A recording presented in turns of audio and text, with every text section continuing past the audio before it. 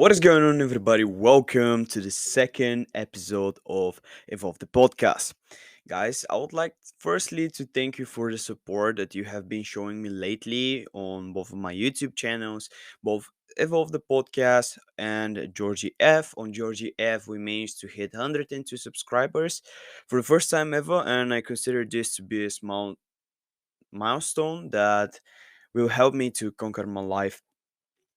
Before starting the podcast, I would like to thank to our sponsor for making this amazing video a reality. So this is Conquer Fitness. For those of you who don't know, Conquer Fitness is my online fitness coaching company that strives to empower people both mentally and physically.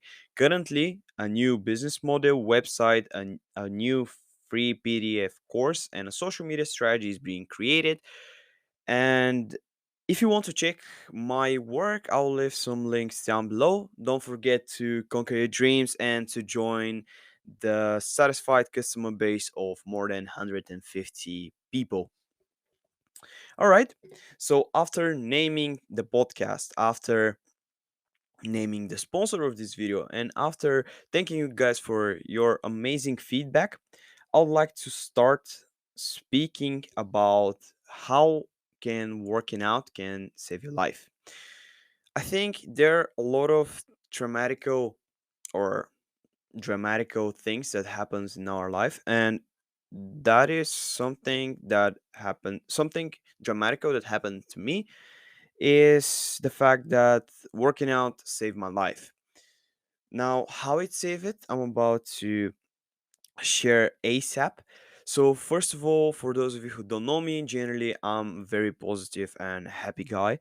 Whatsoever, whenever I was younger, the thing were relatively the same energy wise, but I was bullied quite a lot. So basically, before I was 100 kilograms, and because of the fat that I gained back then, I developed gynecomastia or gyno, as people love to say it on short. And this is a condition when you store fat in your chest, and this is incredibly how can I say common for males who are struggling with obesity, and that happens also by the time you have lower testosterone levels and high um, estrogen levels. And that is in fact what had happened to me as well. I was fulfilled with low self-esteem because I was bullied, and I heard some compliments, if I can say it like this, about my female breasts. Whatsoever, I try to stay positive as possible, but of course that had impact on my mentality. And I, at certain point, I understood that I was living for the weekend. Now, what does it mean to live for the weekend? Not currently what whenever there I need to establish like a difference between living for the weekend whenever you are in your teenage years, in your adult life, and whenever you're a kid. For me, that was a very bad thing because rather than going out with friends, I was stuck at home and I love to play games because that was my escaping plan from reality. And just as every other person who is bullied, there was certain level of addiction to something because this is the only thing that gives you happiness. And believe me, that is something that is incredibly sad, and I don't wish to anybody to experience the same thing that I experienced. And basically, the video game characters were the only way for me to be on the same level with the rest of the people in the world, because they were fitter, some of them were happier, and I was super sad trying to hold everything in my small body at that moment. And actually, something super interesting is that not only I was playing quite a lot of video games and I was not going out, so aka my physical activity was really low. I was playing basketball, but it was apparently not enough. My sleep was rather good, but something that I need to mention is the fact that my nutrition was very poor because I live with my parents. And this is a conflict of interests between parents and their sons or daughters regarding eating. And I think that's something that is very common for Eastern European folks.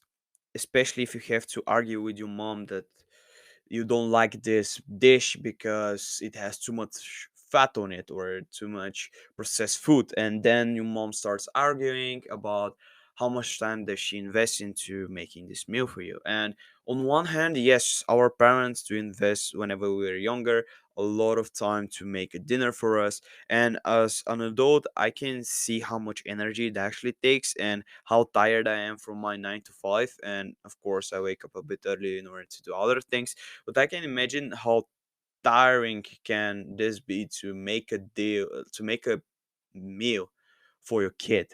And in the end, you don't expect your kid to say, "Oh, I'm not going to eat that because it's too high in calories."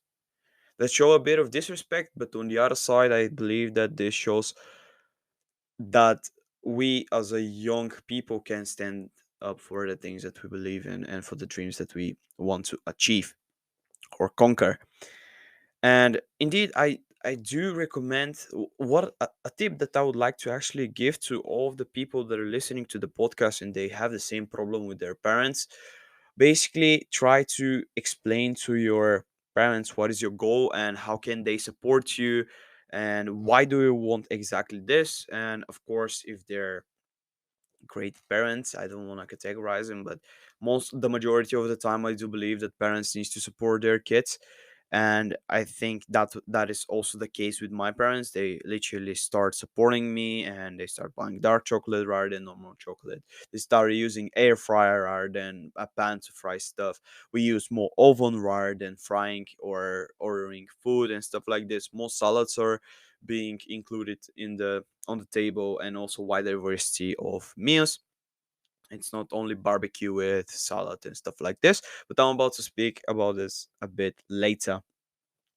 So basically, what happened after I I took my life into my hands. I started working out. I built healthy habits, and I gained a basic understanding of proper nutrition. And I started lifting weights.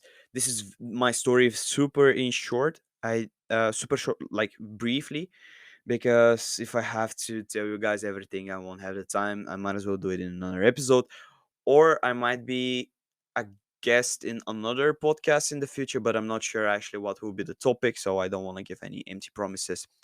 Either way, then I became obese and I developed a working out routine. I started drinking enough water. By the way, I need to hydrate myself, so it's good for you guys to drink water as well. Cheers.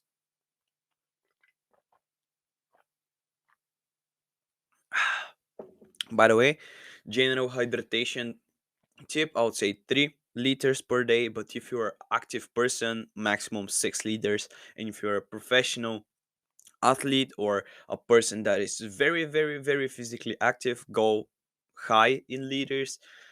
It's scientifically proven that our body can drink up to 10 liters of water per day. So, yeah, that's one boundary that I want to break. 3 liters of water is not enough for physically active people.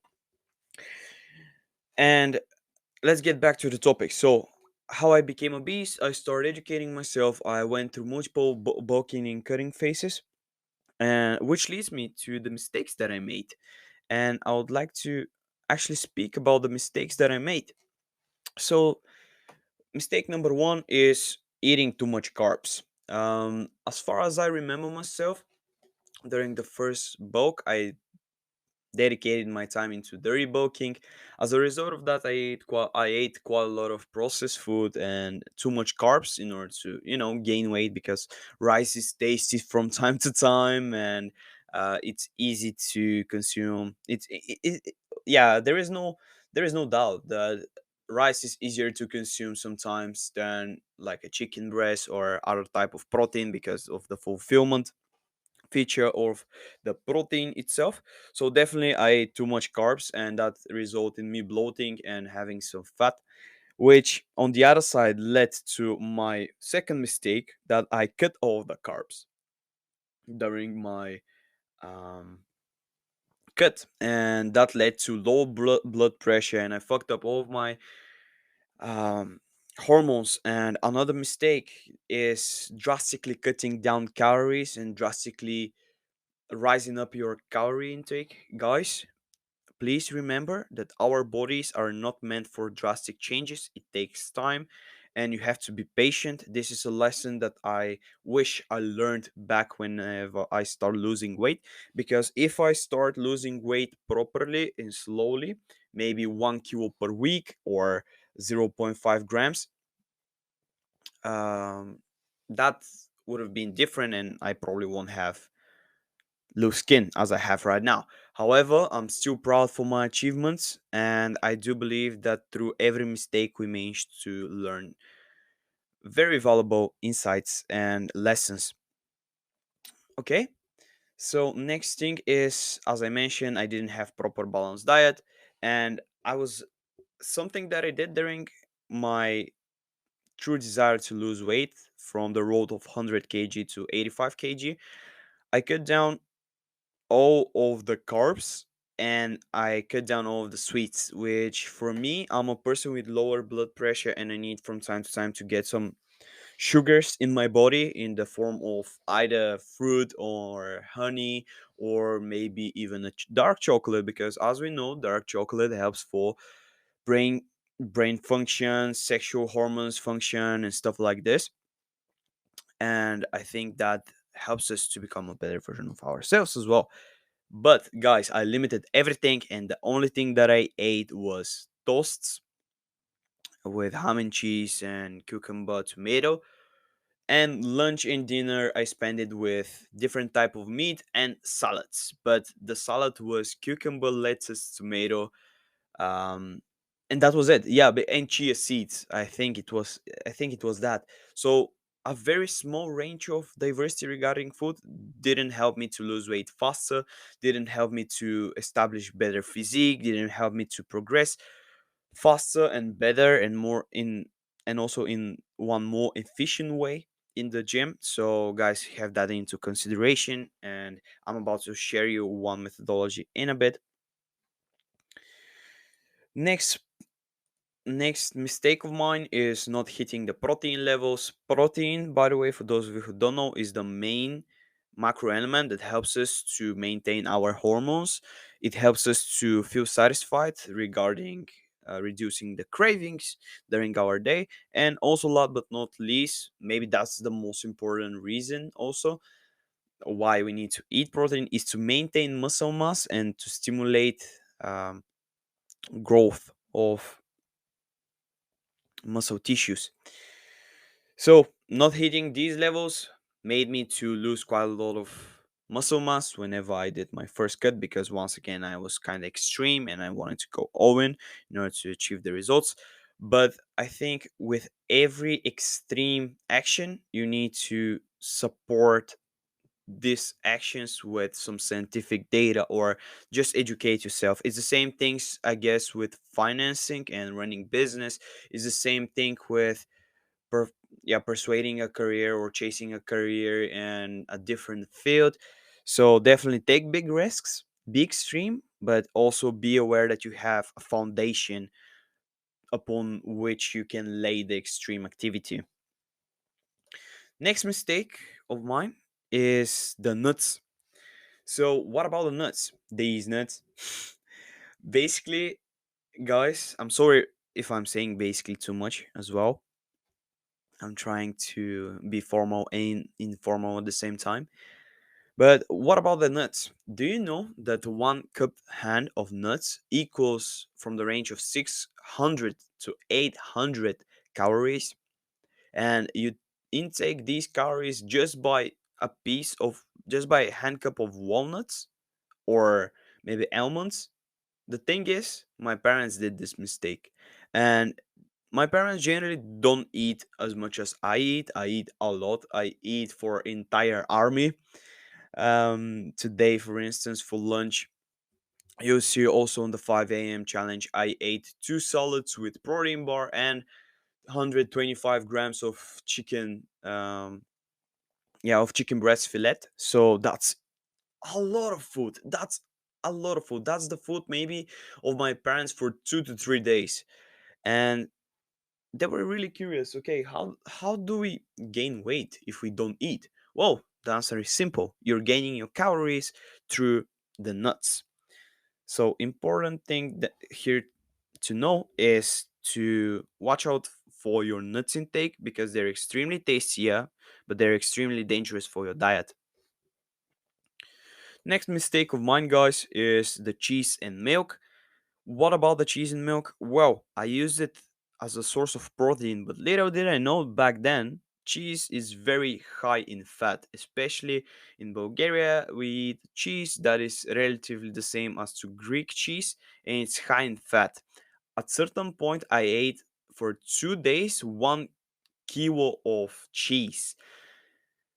Oh my god, guys. And I was super curious why I still have love handles, why I still struggle to lose weight and stuff like this. The same thing with milk, by the way. I was used to drink quite a lot of milk, and lactose is not a good thing always because, pimples and stuff like this. But definitely, I was used to consume quite a lot of dairy, and that played a huge mistake in my diet.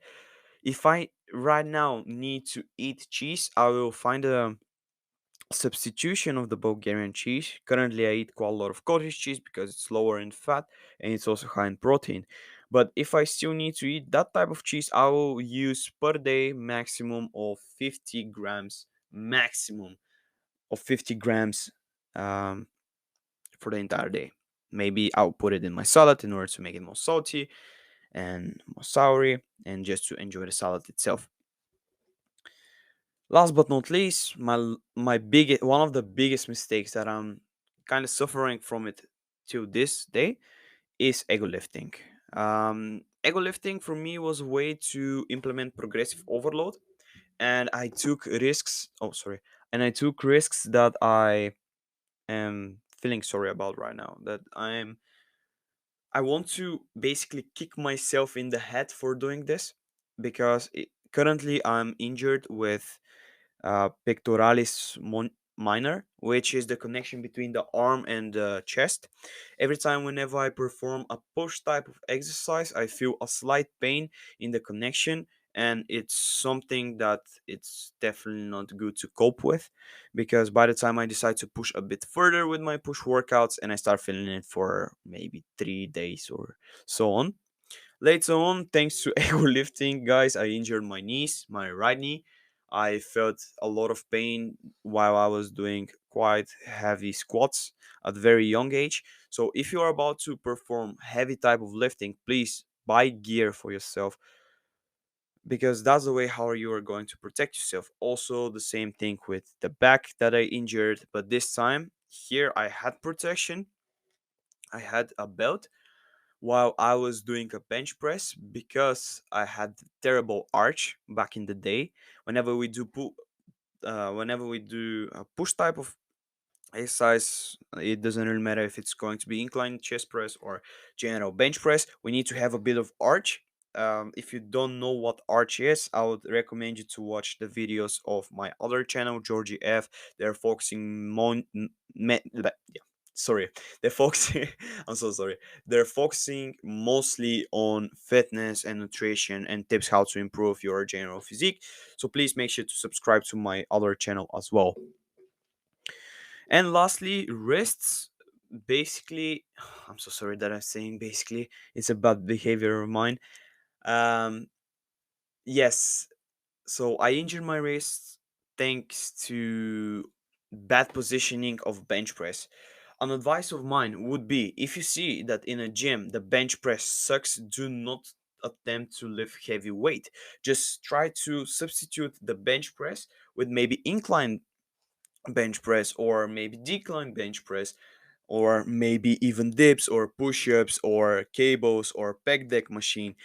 Try to substitute an exercise, and that's a general advice as well. Try to substitute any exercises that brings pain into your body, but you need to be able to distinguish the pains. The good one is the pump, is the little bit of burn, and the bad one is whenever it hurts really bad. Okay, guys. So, next thing that I would like to speak in today's podcast, because we have still more or less 11 minutes, is building muscle. Now, this is very interesting topic by itself, and I can dive deeper into it in another episode. But I would like to mention some things that I have in mind. So first thing first, progressive overload. What is progressive overload? Progressive overload is the process of you adding certain exercise, certain reps, sets, kgs, and repetitions within your current, or maybe exercises as well, within your current workout program. What do I mean by that? You can add to your workout plan drop sets, supersets, resistant bands as well, in order to increase the tension that you put on your muscle and your nervous system in order to grow. Our muscle grow by the time you put constant pressure on it. And for me personally, I have two types of progressive overload. For the compound lifting, I have one rep max that I tried until now. And also my other progressive overload, how I do it is by tracking three sets of 10 repetitions. Let's say I do bench press 100 kg, 3 times 10, three sets for 10 times, aka 10 reps. By the time I'm doing this for 3 consecutive weeks or 2 consecutive weeks, I will be able to put on the bench press, let's say 105, 110 kg in total. But why I say 2 to 3 weeks? Because in that range of time, you have enough time to cover up the breathing techniques, to fix your routine, to see where you can push, where you can hold your breath, and stuff like this. So that's part of the breathing technique. And also, you can build up some additional strength, and you're getting familiar with the exercise itself. And I do believe that this is the most important part of it.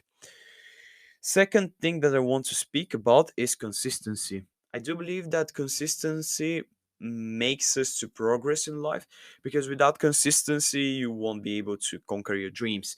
And there are some scientific data and some papers regarding the their scientists are testing the luck of people and the fact how much work they're putting in, and the people, and you can see like massive difference in the graph. I don't know if I'm able to find, by the way, the graph or not, but you are able to see the benefits and actually how much further does the person who constantly put in work in goals than the person who only relies on luck. And of course, I think that's a no-brainer. Everybody needs to do that. Third thing for building muscle is the hitting the protein targets. I already mentioned why we need to hit them, and yeah, that's a no-brainer as well. Fourth of all, diversity. Now, diversity regarding two things. First of all, nutrition, that I'll speak about it in a bit, and working out plans. Guys, if you are stuck for one workout plan for more than 3 months and you don't see results, there is something that needs to be done. Normally, people tend to change their workout plan within the first 2 weeks of their working out. And that's something that I personally, as a coach, see. And as a coach, I need to mention multiple things: the technique, how are they feeling, other factors that have impact on our performance in the gym, also different tactics, how to improve, progressive overload, and of course, I track my clients if they're consistent or not in the gym. Because in fairness, if I have to be totally transparent, there are some people who kind of binge on the workouts, and that is not going to lead to anything good. Last but not least, diversity regarding nutrition. And here I want to integrate the color of the rainbow methodology regarding the nutrition. Basically, I'm so sorry. What you need to do is to integrate multiple colors in your plate. Why? Because that will bring you the needed macro and micronutrients in order for you to feel better, to sleep better, to perform better, to function better. And that's, I think, it's a no-brainer as well. You can see the diversity in some of my videos in Georgie F. If you haven't checked them out, please make sure to do that. Let me drink some water, by the way, for hydration. And let's see how much time do we have. We have 6 minutes more or less. Now, next thing, I will dedicate part of this 6 minutes into the benefits of working out. There are a lot of scientific data about it, but for me, maybe the major benefits are boost of confidence, boost of motivation, testosterone going up, libido going up, easier performance of day-to-day activities, improvement in the cardiovascular system, faster metabolism, the pressure is normalized. There is a reduced risk of chronic diseases, and thanks to this, you boost your immunity. La- oh, sorry guys. Something that I need to mention is lack of back pain. I do think, as a person who is constantly sitting and working on his laptop, that back pain is one of my major problems. Guys, something that I need to forget to mention regarding the injuries, I started implementing the so-called mobility techniques, which improve the flexibility of my muscles, reduce soreness, and also warms up the muscle in order to perform better during the workout. And I would say this is something that you definitely need to take into consideration. Maybe 2 minutes before working out you can do mobility. There is mobility for every type, for every part of our body, and if you're feeling different type of body aches, please make sure to do mobility. Oh, last but not least, guys, I want to speak about how to lose weight, and I think this is something really important. So, basic advices, of course, I need to mention that if you need some personalized help regarding nutrition and changing your life and conquering your dreams, you can always hit me up on Instagram or through our emails that are left in our socials, or you can just comment down in YouTube and I will contact you personally. So, some very general advice is how to lose weight. Try to focus on whole grain meals. Whole grain meals will help you to have better fiber, better taste, and it will improve the digestion. Second of all, less processed meals.